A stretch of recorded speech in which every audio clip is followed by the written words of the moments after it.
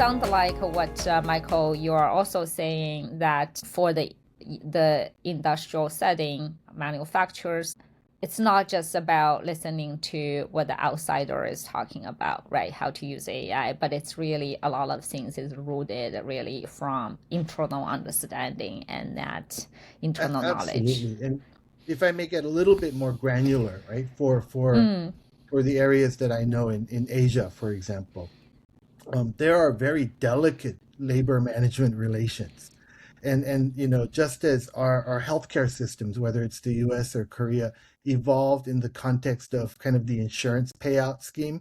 And so yeah, the way to understand healthcare is by understanding insurance, understanding some of these workflows inside of unionized or otherwise organized labor kind of mm, enterprises is understanding that relationship, right? So there are inefficiencies and there are other kind of legacy structures that are there to accommodate that tension between labor and management in an industry that is operating in a different environment than the US, right? So for the US, you have at will employment, but you also have some not ideal, but some social net. This will be also different from Europe, right, which has a much stronger social net.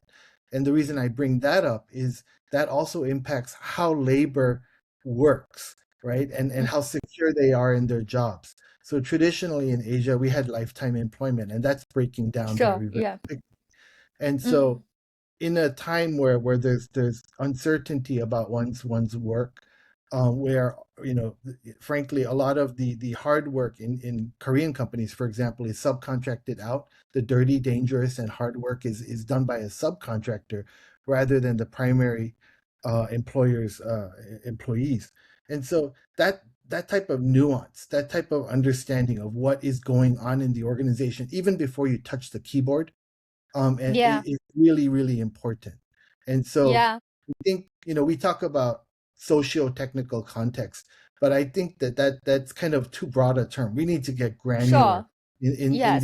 the space of enterprise and particularly industrial organization. Industrial, because it's also labor intensive, right? Right. And It's not a comp Deming type activity when we start thinking about AI. There's more than efficiency. there's more than efficiency. Yeah, that complexity there. Yeah, very interesting. I think the part that really is striking me here is AI today, it really touches everybody in that kind of setting from a labor force perspective. We're not talking about something just affecting, right, a small group. So that complexity and the depth of that relationship between AI and human, I think it's a quite a large question, right? We talk a lot about white collar work, right? So knowledge Mm-hmm. workers, Yeah. and whether they're lawyers or accountants or people in finance, but for industrial work, we need to think a little bit more, in terms of granular, and delve a little bit deeper. I think the obvious conclusions are not obvious, and the issue I have with a lot of consultants is they're bringing solutions for white collar work, right? They're bringing the same solution they brought to a law firm, for example, to a steel Mm. mill, and that's not going to work. So can you actually give us a little bit more insight when you say get a little bit more granular and deeper? Do you have like an example so our listeners Sure, have a sure, tangible understanding? What does that mean between that and the white collar? sure. So the last in-house position I had was at a steel conglomerate, and so I ran legal, compliance, and trade and risk in general. Um, Part of what we did is we set up a subsidiary to look at factory safety. So Okay. it was actually, sad to say, quite a lot of fatalities in the steel mills, right? So this kind of industrial concern of proximity alerts, safety wear, whether you're wearing the right gear, are people in the right place, or are they in the wrong place? And we looked at setting up safety systems using AI, edge computing and cloud-based AI to help with this. And there were a lot of issues unrelated to the technology itself. You know, the technology itself was hard because the environment is dusty, the computer vision doesn't work Yeah, as it does in the interesting. lab, and all of these technical issues. But the Right. issue of, you know, workplace surveillance, right? People weren't comfortable being watched all the time, whether it was in you know, on the factory floor or not, Mm, or this sub context of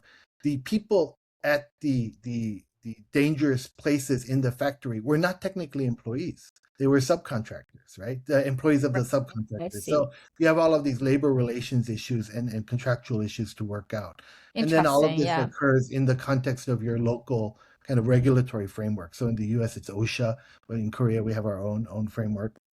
So kind of making sure that this harmonizes with those regulations. And you know, I can geek out for a long time on this, but some of those Right. regulations, frankly, are you know, window dressing regulations, right? Whether they actually impact safety or whether they're kind of an artifact of bureaucratic oversight is another question altogether. So If you could give one piece of advice, right, to someone is listening to this in the industrial setting, and how what your advice what your advice will be.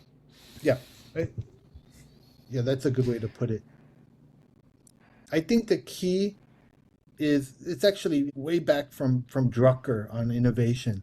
You need to ask, look, and listen before coming up with answers, right? Which is generally how this stuff works, right? Some consultant comes and sells you an answer, and some executive or owner buys in, and then, you know, everybody contorts around it for the reasons I mentioned earlier.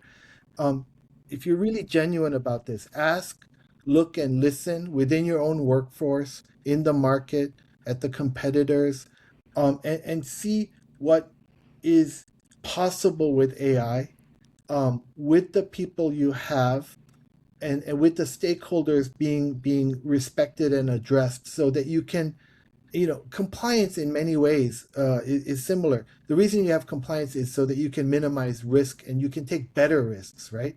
So here, if you work with your stakeholders and address their concerns as you roll out these projects, you're going to be able to do so much more effectively than if you start running into problems because you didn't think about this earlier before you touch the keyboard, right?